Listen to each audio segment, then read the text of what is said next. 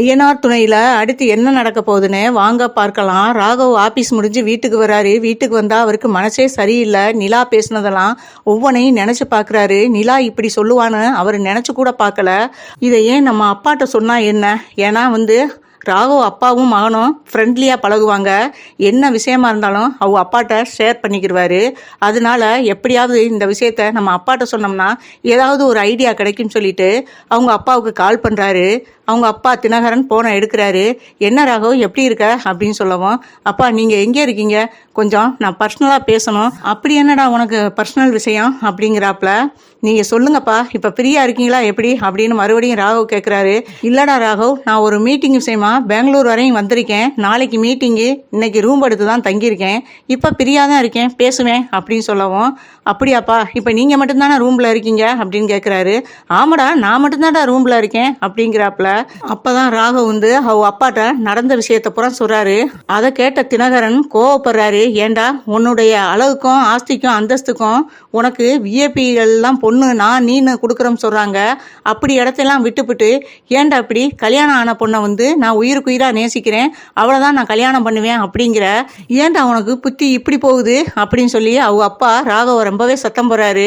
இல்லப்பா, நீங்க நான் சின்ன வயசுல எது ஆசைப்பட்டாலும் வாங்கி கொடுத்துருக்கீங்க. இப்ப நான் நிலாவை தவிர வேற எந்த பொண்ணையும் நான் நினைச்சு கூட பார்க்க மாட்டேன். எனக்கு ஒய்ப்புன்னு வந்தா நிலாதாப்பா அப்படிங்கிறாப்புல. என்னடா சின்ன பிள்ளைத்தனமா பேசுற, நீ எதை ஆசைப்பட்டு கேட்டாலும் நான் வாங்கி கொடுத்துருக்கேன், இல்லைன்னு சொல்லல. அதுக்காக இது உன் வாழ்க்கை பிரச்சனைடா.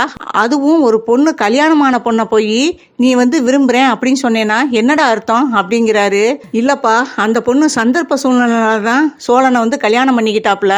ஆனா டைவர்ஸ் வரையும் போயிருக்காங்கன்னா அந்த விஷயத்தையும் சொன்னா அவ அவங்க அப்பா பிஸ்னஸ் மேனா, அவர் மாதிரியே எதையாவது சாதிச்சுட்டு தான் அவள் கல்யாண வாழ்க்கைக்குள்ளே போகணும்னு நினைக்கிறாளாம். அந்த விஷயத்தை தப்பாக என்னட்ட சொன்னா. அதனால இப்போதைக்கு நான் கல்யாண வாழ்க்கைக்குள்ளே போக நினைக்கல. நான் எங்கள் அப்பா மாதிரி எதையாவது ஒன்று சாதனை பண்ணிட்டு தான் நான் என் கல்யாண வாழ்க்கையை நான் நினச்சி பார்ப்பேன் அப்படின்ட்டாப்பா. இதில் இருந்து என்ன தெரியுது, அவள் இந்த கல்யாண வாழ்க்கையை ஏற்றுக்கலைன்னு தானப்பா தெரியுது. அப்படி இருக்கையில் அவங்க எப்போ வேணாலும் பிரியலாம். ஏண்டா ராகவ், இப்படி சொல்கிற பொண்ணை நீ எப்படா கல்யாணம் பண்ண முடியும்? அவள் எதையாவது சாதிச்சுட்டு தான் நான் கல்யாண வாழ்க்கைக்குள்ளே போவேன்னு சொல்றா. அப்படிப்பட்டவளை உனக்கு எப்படா நான் பேசி முடிக்க முடியும் அப்படிங்கிறாப்புல. அப்பா, நீங்க என்ன செய்வீங்களோ ஏது செய்வீங்களோ எனக்கு தெரியாது, நான் வாழ்ந்தா நிலாவோட தாப்பா வாழ்வேன் அப்படிங்கிறாப்புல. இதை கேட்டு அவங்க அப்பா ரொம்பவே ஷாக்காகிறாரு. சரிடா, அந்த பொண்ணு போட்டா இருந்தா அனுப்பு அப்படிங்கிறாரு. சரின்னு சொல்லிட்டு நிலா போட்டாவை அனுப்பி விடுறாங்க. அந்த போட்டாவை பார்த்ததும் தினகரன் ரொம்பவே ஷாக்காகிறாரு. என்னது இந்த பொண்ணா அப்படின்னு சொல்லிட்டு நிலா போட்டாவை பார்த்துட்டு அதுக்கப்புறம் ராகவ்கிட்ட பேச ஆரம்பிக்கிறாரு. இந்த பொண்ணு வேற யாரும் இல்லடா, என்னுடைய பெஸ்ட் ஃப்ரெண்டுடைய பொண்ணுடா அப்படிங்கிறப்பல. என்னப்பா சொல்றீங்க அப்படின்னவும், ஆமாடா, நானும் அவனும் சின்ன பிள்ளையிலேருந்து ஒன்னா தான் படித்தோம். இப்பையும் நாங்கள் பிஸ்னஸில் பார்ட்னர்ஷிப்பு இப்போ வரையும் இருந்துக்கிட்டு தாண்டா இருக்குது எங்கள் ரெண்டு பேர்த்துக்குள்ளேயும். அந்த அளவுக்கு நாங்கள் ரெண்டு பேரும் ரொம்ப க்ளோஸ்டா அப்படிங்கிறாப்புல. அப்பா, அப்படின்னா நீங்கள் எப்படியாவது அவர்கிட்ட பேசி எப்படியாவது நிலாவை எனக்கு கல்யாணம் பண்ணி வைக்க வழியை பாருங்கப்பா அப்படின்னு சொல்லவும், என்னடா பைத்தியக்காரத்தனமா மறுபடியும் பேசிக்கிட்டு இருக்க? இந்த பொண்ணு கல்யாணத்துக்கு தாண்டா நான் போயிருந்தேன். இந்த பொண்ணு கல்யாணத்தன்னைக்கு கல்யாணமே நின்று போச்சுட்டா. அவன் பொண்ணு அவன் வீட்டில் வேலை பார்க்குற கார் டிரைவரோட ஓடி போனதாக அவன் சொன்னான். அதுல இருந்து அவன் இந்த பிஸ்னஸ் பக்கமே வராம கொஞ்ச நாள் ரொம்ப மனசு உடைஞ்சு போய் இருந்தான்டா. அதுக்கப்புறம் அவன் பையன் தாசு தான் இந்த பிஸ்னஸ்லாம் எடுத்து நடத்திக்கிட்டு இருந்தான். இப்போதான் மறுபடியும் இந்த பிஸ்னஸுக்குள்ளே வர ஆரம்பிச்சிருக்கான் அப்படின்னு சொல்லவும், அப்பா நீங்கள் என்ன சொல்கிறீங்க, அப்போ நம்ம வேலை ஈஸியாக முடிஞ்சிச்சுன்னு சொல்லுங்க அப்படின்னு சொல்லவும், எப்படா ஈஸியாக முடியும், எனக்கு அதெல்லாம் தெரியாதுப்பா, நீங்கள் எப்படியாவது என்னையும் நிலாவையும் ஒன்று சேர்த்து வைக்கணும்ப்பா, உங்கள் ஃப்ரெண்ட்டை எப்படியாவது அதை பற்றி பேசுங்கப்பா அப்படின்னு சொல்கிறாப்புல ராகவ். நாளைக்கு மீட்டிங்கில் மனோகரும் வர்றேன், நான் அவனை சந்தித்து எப்படியாவது மீட் பண்ணி இந்த விஷயத்தை நான் பேசி பார்க்குறேன், பேசிட்டு உனக்கு சொல்கிறேன் அப்படின்னு சொல்லிட்டு காலை கட் பண்ணுறாரு. மீட்டிங் நல்லபடியாக முடிஞ்சிருது. மீட்டிங் முடிஞ்சதும் மனோகரனை பார்த்து தினகரன் சொல்றாரு, நான் உன்கிட்ட கொஞ்சம் பர்சனலாக பேசணும்னு நினைக்கிறேன், நம்ம ரூமுக்கு போய் பேசலாமா அப்படின்னவும், என்னடா நம்மளுக்குள்ள பர்சனலு அப்படின்னவும், என்ன வேலை விஷயமா? வேலை விஷயம்லாம் இல்லைடா, இது அதை விட பெரிய பர்சனல் மேட்டர்டா அப்படின்னவும், சரிடா அப்படின்னு சொல்லிட்டு ரெண்டு பேரும் ரூமுக்கு வர்றாங்க. சரி சொல்லுடா தினகர் அப்படின்னு சொல்லவும், சொல்றேன்டா மனோ அப்படின்னு சொல்லிட்டு அவர் சொல்ல ஆரம்பிக்கிறாரு. ராகவ் சொன்ன விஷயத்த ஒன்று விடாம சொல்றாரு. இதை கேட்டு ரொம்பவே ஷாக்காகிறாரு மனோகரன். உன் பொண்ணை பத்தி எல்லா விஷயத்தையும் தெரிஞ்ச பிறகும் நான் அவளை தான் கல்யாணம் பண்ணுவேன், ஒய்ப்பா வந்தா எனக்கு அவ தான் ஒய்ப்பா வரணும்ட்டு அவன் பிடிவாதமா இருக்கான்டா. அதே உன்னைய தனியா நான் கூட்டிட்டு பர்சனல் மேட்டர்னு சொன்னேன் அப்படின்னு சொல்றாப்புல. அப்ப நிலாவும் சோழனும் டைவர்ஸ் வாங்க போறாங்க அப்படித்தானே அப்படின்னவும் ஆமாடா அப்படின்னு சொல்றாப்புல. ஆனா டைவர்ஸ் வாங்கினாலும் உன் பொண்ணு அந்த வீட்டை விட்டு வரமாட்டேன்ல என் பையன்கிட்ட சொல்லியிருக்கா அப்படின்னு சொல்லவும் தினகரனை பார்த்து மனோகர் சொல்றாரு, இங்க பாருடா, கவலையை விடுறா, உன் பையனுக்கு தான் என் பொண்ணு. நம்ம கூடிய சீக்கிரமே நம்ம 2 பேரும் சம்மந்தி ஆக போறோம். பிஸ்னஸில் மட்டும் நம்ம பார்ட்னர்ஷிப் இல்லை, நம்ம கூடிய சீக்கிரமே 2 பேரும் சம்மந்தியாகவும் ஆக போகிறோம். அதை நினச்சி சந்தோஷப்படுறா அப்படின்னு சொல்கிறாரு. எப்படா என்னால் இதை சந்தோஷமாக எடுத்துக்கிற முடியும், என்னடா இவ்வளோ ஈஸியாக பேசுகிற அப்படின்னு சொல்லி அவர் ஆச்சரியத்தோட மனோகரனை பார்க்க, சாதாரண ஒரு கார் டிரைவரை கல்யாணம் பண்ணிக்கிட்டாலேன்னு நான் மனசு ஒடிஞ்சு போய் இருந்தது உனக்கே தெரியும். இப்போ தான் என்னைய கொஞ்சம் கொஞ்சமாக மனசை மாற்றிக்கிட்டு நான் இந்த பிஸ்னஸுக்குள்ளே வர ஆரம்பித்தேன்.